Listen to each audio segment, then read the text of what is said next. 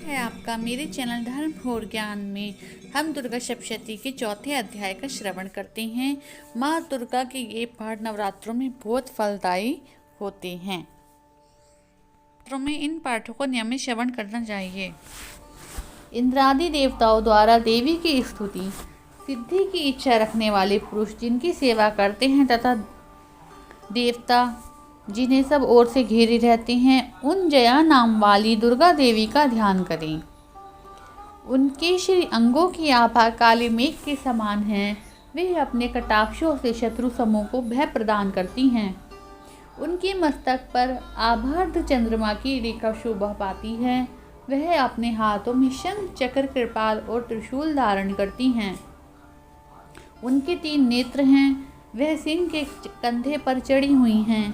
वह अपने तेज से तीनों लोगों को परिपूर्ण कर रही हैं। ऋषि कहते हैं, अत्यंत पराक्रमी दुरात्मा महिषासुर तथा उनकी दैत्य सेना के देवी के हाथ से मारे जाने पर इंद्र आदि देवता प्रमाण के लिए गर्दन तथा कंधे झुकाकर उन भगवती दुर्गा का उत्तम वचनों द्वारा स्तवन करने लगे। उस समय उनके सुंदर अंगों के अत्यंत हर्ष के कारण रोमांच हो आया। देवता बोले, संपूर्ण देवताओं की शक्ति का समुदाय ही जिनका स्वरूप होता है तथा जिन देवी ने अपनी शक्ति से संपूर्ण जगत को व्याप्त कर रखा है, समस्त देवताओं और महर्षियों की पूजनीय उस जगदम्बा को हम भक्तिपूर्वक नमस्कार करते हैं। वे हम लोगों का कल्याण करें। जिनके अनुपम प्रभाव और बल का वर्णन करने में भगवान शेषनाग, ब्रह्मा जी तथा महादेव जी भी समर्थ नहीं हैं। वे भगवती चंडी का संपूर्ण जगत का पालन एवं अशुभ भय का नाश करने का विचार करें। जो पुण्यात्माओं के घरों में स्वयं ही लक्ष्मी के रूप में, पापियों के यहाँ दरिद्रता के रूप में, शुद्ध अंतःकरण वाले पुरुषों के हृदय में बुद्धि के रूप में, सत्पुरुषों में श्रद्धा भाव के रूप में तथा कुलीन मनुष्य में लज्जा के रूप में निवास करती हैं, उन आप भगवती दुर्गा को हम नमस्कार करते हैं। देवी, आप संपूर्ण विश्व का कल्याण कीजिए। देवी, आपके अचिंत्य रूप का असुरों का नाश करने वाले भारी पराक्रम तथा समस्त देवताओं एवं दैत्यों के समक्ष युद्ध में प्रकट किए हुए आपके अद्भुत चरित्र का हम किस प्रकार वर्णन करें। आप संपूर्ण जगत की उत्पत्ति में कारण हैं। आप में सत्वगुण, रजोगुण, तमोगुण ये तीनों गुण मौजूद हैं, तो भी दोषों के साथ आपका संसर्ग नहीं जान पड़ता। विष्णु, महादेव जी आदि देवी देवता भी आपका पार नहीं पाते। आप ही सबका आश्रय हैं। ये समस्त जगत आपका अंशभूत हैं, क्योंकि आप सबकी आदिभूत अव्यक्तता पराशक्ति हैं। देवी, संपूर्ण यजों में जिसके उच्चारण से सब देवता तृप्ति लाभ करते हैं, वह स्वतः आप ही हैं। इसके अतिरिक्त आप पितरों की भी तृप्ति का कारण हैं। अतएव सब लोग आपको सदा भी कहते हैं। देवी, जो मोक्ष की प्राप्ति का साधन है, अचिंत्य महाव्रत स्वरूपा हैं, समस्त दोषों से रहित जितेंद्र के तत्वों को ही सार वस्तु मानने वाले, मोक्ष की अभिलाषा रखने वाले मुनिजन जिसका अभ्यास करते हैं, वे भगवती पराविद्या आप ही हैं। आप सत स्वरूपा हैं। अत्यंत निर्मल ऋग्वेद, यजुर्वेद तथा उद्गीत के मनोरथ पदों के साथ पाठ से युक्त सामवेद का आधार आप ही हैं। आप देवी तीनों वेदों और भगवती 6 ऐश्वर्यों से युक्त हैं। इस विश्व की उत्पत्ति एवं पालन के लिए आप ही वार्ता के रूप में प्रकट हुई हैं। आप संपूर्ण जगत की घोर पीड़ा का नाश करने वाली हैं। देवी, जिससे समस्त शस्त्रों का सार जान पड़ता है, वह मेधा शक्ति आप ही हैं। दुर्गम भवसागर से पार उतारने वाली नौका रूप दुर्गा देवी भी आप ही हैं। आपकी कहीं भी आसक्ति नहीं है। कैटभ के शत्रु भगवान विष्णु के वृक्ष स्थल में एकमात्र निवास करने वाली भगवती लक्ष्मी तथा भगवान चंद्रशेखर द्वारा सम्मानित गौरी देवी आप ही हैं। आपका मुख मंद मुस्कान से सुशोभित निर्मल पूर्ण चंद्रमा के बिंब का अनुकरण करने वाला और उत्तम स्वर्ण की मनोहर कांति से कमनीय है।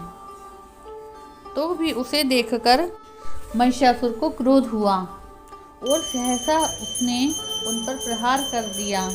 यह बड़े आश्चर्य की बात है देवी।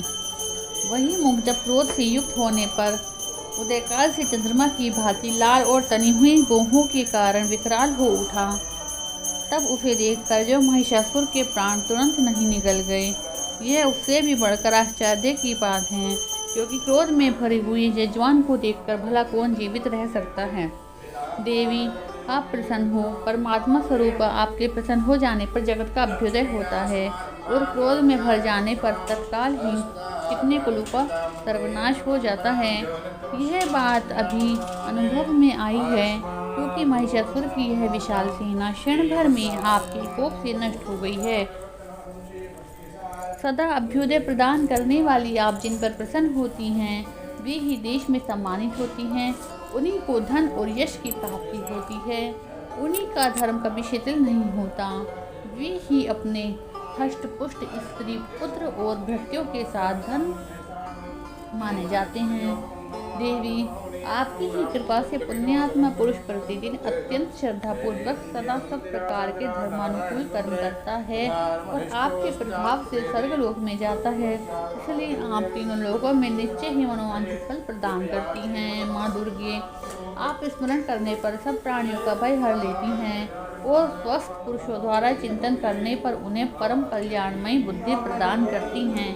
दुख दरिद्र और भय हरने वाली देवी आपके सिवा दूसरी कौन है, जिसका चित्त सबका उपकार करने के लिए सदा ही दयार्द रहता है। हे देवी, इन राक्षसों के मारने से संसार को सुख मिले तथा ये राक्षस चिरकाल तक नरक में रहने के लिए भले ही कितने पाप करते हों, इस समय संग्राम में मृत्यु को प्राप्त होकर स्वर्गलोक में जाएं।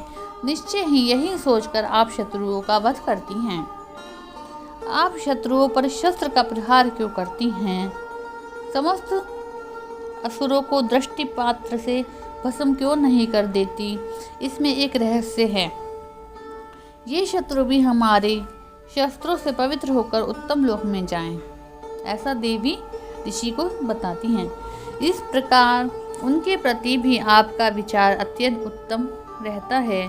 खड्ग से तेजपुंज की भयंकर दीप्ति से, आपके त्रिशूल के अग्रभाग की घनीभूत प्रभा से चौंधिया कर जो असुर की आंखें फूट नहीं गई, उसमें कारण यही था कि वे मनोहर राशुष युक्त चंद्रमा के समान आनंद प्रदान करने वाले आपके सुंदर मुख का दर्शन करते थे।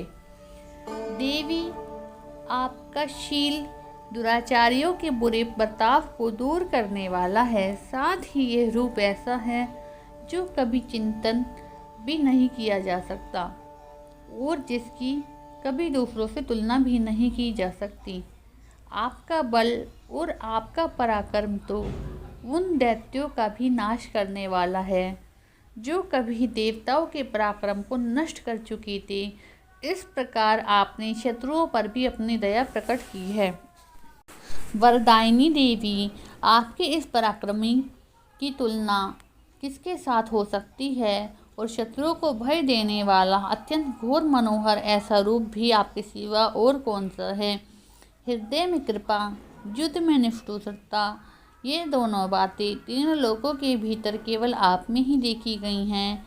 हे माता, आप शत्रुओं का नाश करके इस समस्त त्रिलोकी की रक्षा करो। उन शत्रुओं को भी युद्ध भूमि में मारकर स्वर्गलोक में पहुंचा दो। उन्मत्त दैत्यों से प्राप्त होने वाले हम लोगों के भय को दूर कर दिया है आपने। आपको बारंबार नमस्कार है देवी। आप शूल से हमारी रक्षा करें, अंबिके आप खड्ग से हमारी रक्षा करें, घंटा की ध्वनि और धनुष के टंकार से आप हम लोगों की रक्षा करें। हे चंडी के देवी, पूर्व पश्चिम और दक्षिण दिशा में आप हमारी रक्षा करें। हे ईश्वरी, अपने त्रिशूल को घुमाकर आप उत्तर दिशा में हमारी रक्षा करें। तीनों लोकों में आपके जो परम सुंदर अत्यंत भयंकर रूप विचरते रहते हैं, उनके द्वारा भी आप हमारी और इस भूलोक की रक्षा करें। हे अंबिके, आपके कर पल्लवों में शोभा पाने वाले खड्ग, शूल और गदा आदि जो जो अस्त्र शस्त्र हैं, उन सब के द्वारा आप सब ओर से हमारी रक्षा करें। ऋषि कहते हैं, इस प्रकार जब देवताओं ने जगन माता दुर्गा की स्तुति की और नवनंदन के दिव्य पुष्पों एवं गंध चंदन आदि के द्वारा उनका पूजन किया, फिर सबने मिलकर भक्तिपूर्वक दिव्य धूप की सुगंध निवेदन की। तब देवी ने प्रसन्न वंदन होकर प्रणाम करते हुए बोला और सब देवताओं से कहा। देवी बोली, हे देवताओं, तुम सब लोग मुझसे जिस वस्तु की अभिलाषा रखते हो उसे मुझसे मांगो। देवता बोले, भगवती, हमारी सब इच्छा तुमने पूर्ण कर दी है, अब कुछ इच्छा बाकी नहीं है, क्योंकि हमारा यह शत्रु महिषासुर मारा गया। महेश्वरी, इतने पर भी यदि आप हमें वर देना चाहती हैं तो जब जब हम आपका स्मरण करें तब आप हम लोगों को दर्शन देने के लिए प्रकट हो और हमारे संकट को दूर करो। जो मनुष्य इस स्तोत्र के द्वारा आपकी स्तुति करते हैं उन्हें वित्तीय समृद्धि और वैभव देने के साथ ही उन्हें धन और स्त्री आदि संपत्ति को भी बढ़ाने के लिए आप सदा प्रसन्न रहें। ऋषि कहते हैं, हे राजन, देवताओं ने जब अपने तथा जगत के कल्याण के लिए भद्रकाली देवी को इस प्रकार प्रसन्न किया, तब देवी तथास्तु कहकर अंतर्ध्यान हो गई।